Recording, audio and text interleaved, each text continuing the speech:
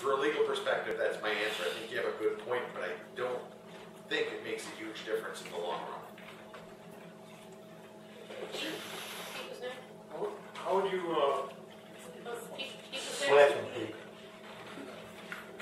Thanks. Well, we're all watching the town of Brighton and their lawsuit. Kind of hoping the judge would have made a rule on that a little bit before now, but we're waiting. Now we're talking about a moratorium, but we're also kind of talking a little bit about a ban here. Tony raised it, and let's get it out on the table. Certainly, a ban is under consideration by the current town board, either now or perhaps in the not too distant future. My understanding of the premise of the town of Dryden, the basis for their defense against the suit brought by Anschutz, is that they are allowed to ban drilling because it fits within the framework of their land use regulations through the zoning, which they have in Dryden.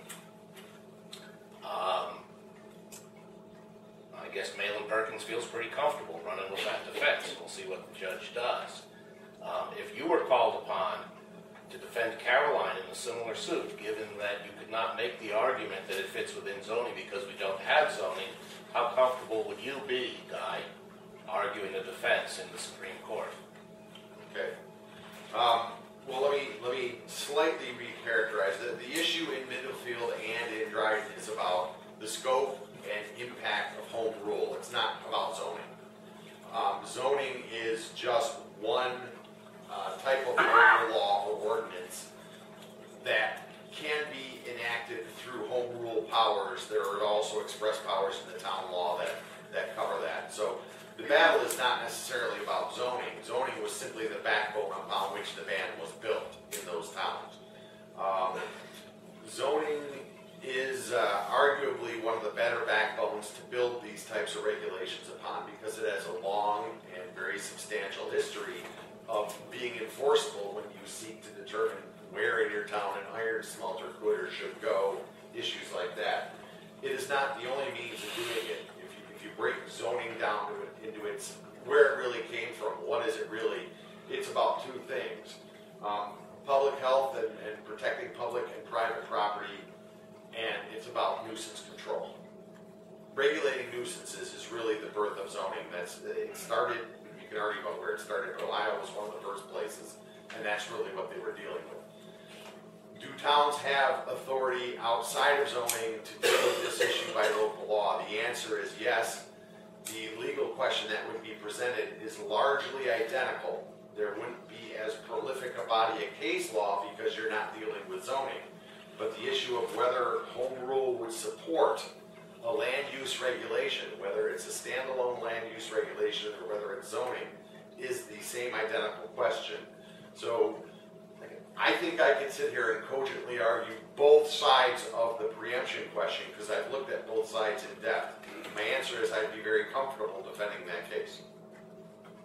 Okay, thank you. I'd be comfortable prosecuting the case too. I mean, I'm not here to tell the town what to do, but there's good arguments on both sides, and that's why it's important. Yeah, I mean, I know what side I personally like to be on, but that's not the issue.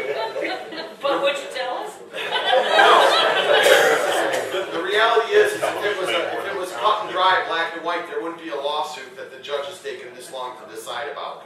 There are real questions about what the legislature intended by this provision, and even if you can divine what the legislature intended, does it matter? Because, look at the New York State Constitution. Home rule is a constitutional power of local government. Does the legislature have the right to overwrite the Constitution, or does it derive its authority from the Constitution? Does the DEC as a regulatory body get to interpret something to overturn the Constitution, or do they derive their authority from the legislature? A lot of questions in there, and so you can argue it both ways. I'd like to exercise my but, Irene. That's why I set that up now. All right. Here's this one, Pete. I knew this was going to come up. Okay, well, here's my but. Because you brought it up, but okay. You talk about the constitutional right to home rule as though it is some sort of an absolute.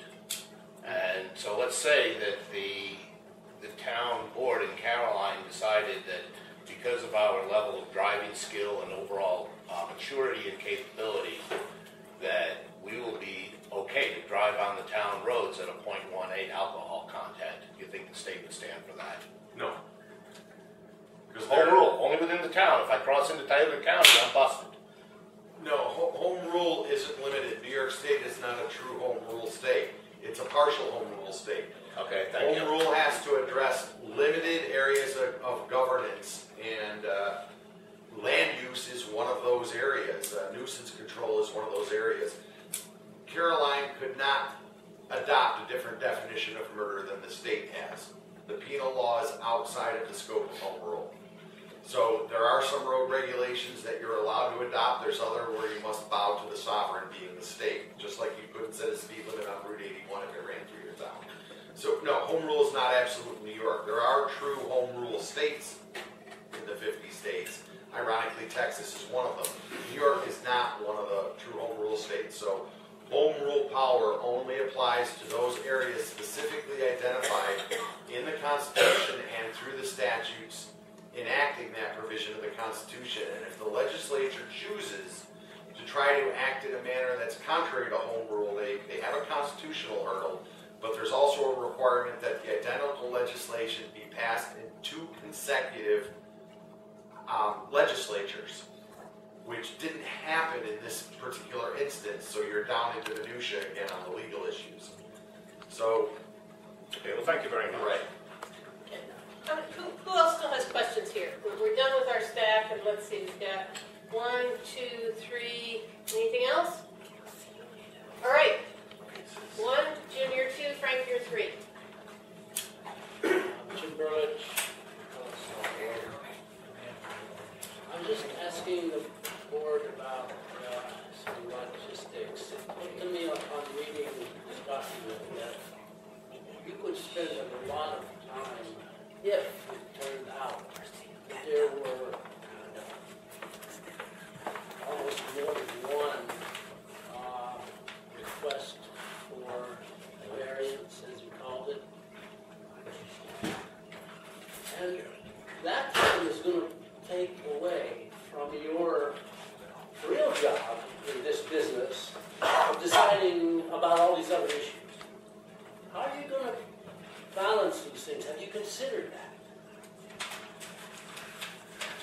Okay. Not a legal question. So Not a legal question. So I will have to say that the town board has not talked about that part, but they have had a chance to look at the hardship procedure, and as you mentioned, as you recognize, there's a bit of work to be done there. And building on the exchange between Tony and Guy, there's the information for the developer is supposedly readily available. So the town has specific things it needs to consider, and it will take time. I've actually got some good things that came out of the discussion here that we need to develop an action plan. And as soon as the town has a public hearing and then considers voting on it, that we should be ready with an action plan to go, because we only have a year to work on it. And that action plan, I can tell you, cannot be done solely by town board members. There's way too much happening here. We will need some help from the citizens, and we'll be asking for that help. And so it would be my hope that we will be having committees, and hope many of you that are here will join in that effort to work on these 5 or 6 different issues and provide us advice so that the town board is in a position to deliberate as opposed to create. And if that's where we are, that's what we're working on. We're not spending a lot of time creating, but we're deliberating on this and hardship cases and on our budget, and that's what we were hired to do, and that's what we'll have to take out. So I think that's a good question, and we need to enter into this with that sort of thought. Thank you, Jim. Jim. I admit I was uncertain about what I read as being the inclusion of all forms of drilling, but in the course of the discussion, of course, for sure, I came up with a question I don't know the answer to. I've read various things in other states about drilling companies using a variety of tactics to extend leases, and I think it was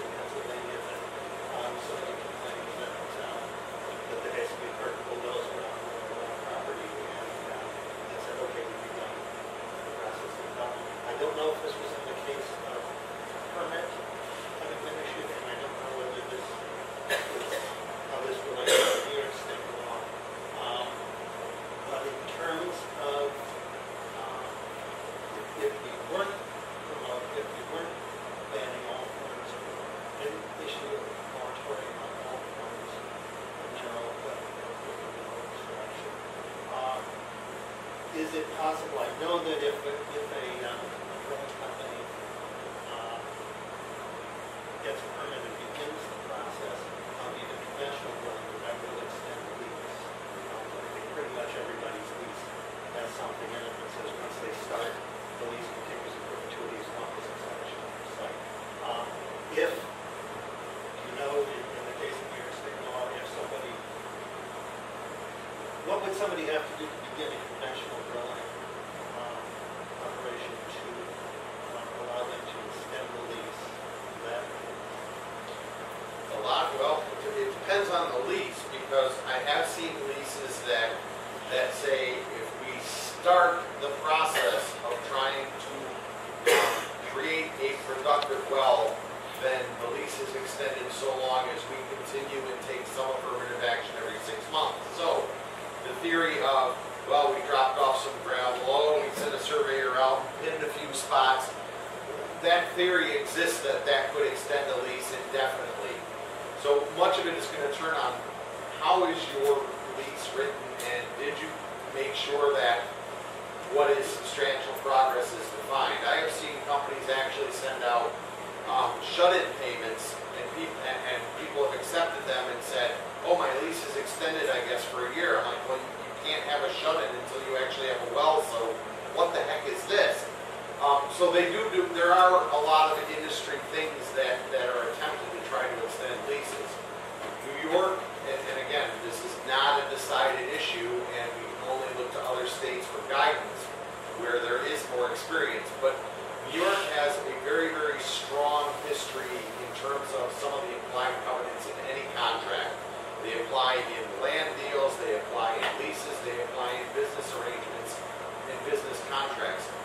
And there is in New York something called a covenant of good faith and fair dealing. The oil and gas companies, or the landmen, or whoever it was that presented a lease, got a lease signed, paid for a lease, whatever, well, usually there's a clause, and it's pretty controversial right now. They try to say the implied covenant of good faith in New York is suspended by this agreement. And there's a question as to whether or not that will actually work. And it doesn't actually say that, but that's the meaning and import of the language that they do use. It's creative writing, let's say. And the jury's out on that one, but I don't think it'll work because New York has a very strong public policy, and while there are things you are allowed to waive in a lease, you have a right of first speech. You can waive your right of free speech. It's something you're allowed to waive. You can't be forced to give it up. And the same is true of the implied covenant of good faith and fair dealing in a contract. I think when it comes down to it, New York will look at these sort of fictitious or playful attempts to extend the primary term of a lease beyond its 5-year or 3-year or whatever date. And the courts are going to look at, is this really a good faith attempt to develop a will, or is this just window dressing? And there's a lot that may go into that, but I think ultimately the theory of parking a bulldozer once every 6 months will